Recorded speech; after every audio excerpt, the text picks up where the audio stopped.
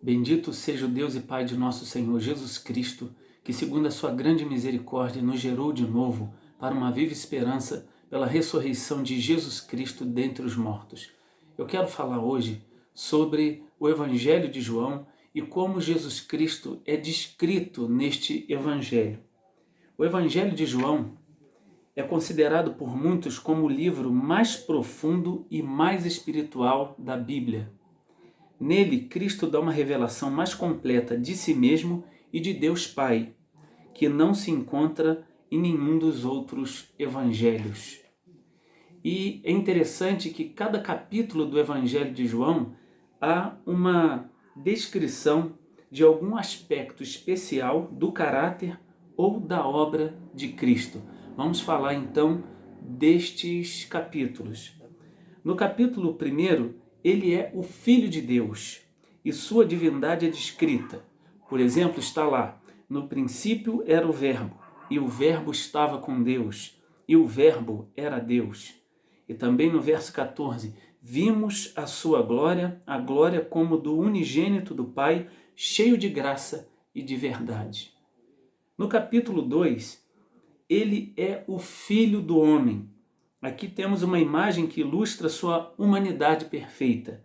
Aparece como convidado de um casamento em Caná da Galileia, mistura-se com homens comuns em suas atividades sociais. No capítulo 3, ele é o mestre divino, que ensina a um mestre de Israel, que é chamado Nicodemos. Nicodemos diz: sabemos que és mestre vindo de Deus. No capítulo 4, ele é o ganhador de almas.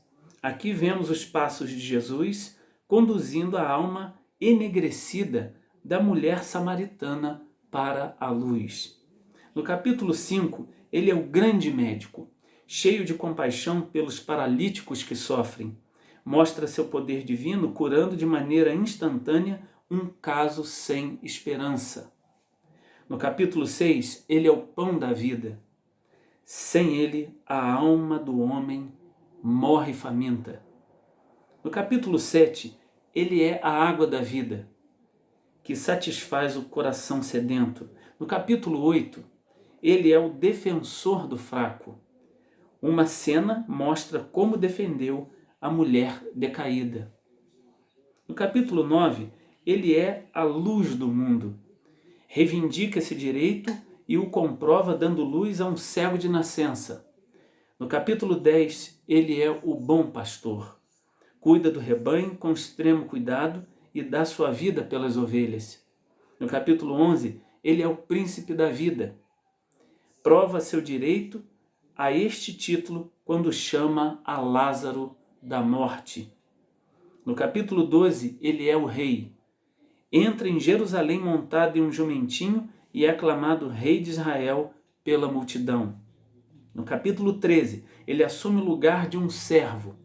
Aqui temos a cena maravilhosa de sua condescendência ao lavar os pés dos discípulos. No capítulo 14, ele é o Consolador. Mesmo sua crucificação estando tão próxima, esqueceu-se de si mesmo por completo e consolou a seus conturbados discípulos. No capítulo 15, ele é a videira verdadeira, é a fonte de todo fruto espiritual. No capítulo 16, ele é o doador do Espírito.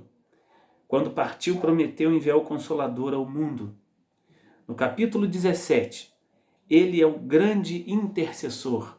Oferece sua maravilhosa oração intercessora pela igreja. No capítulo 18, aparece como o sofredor modelo.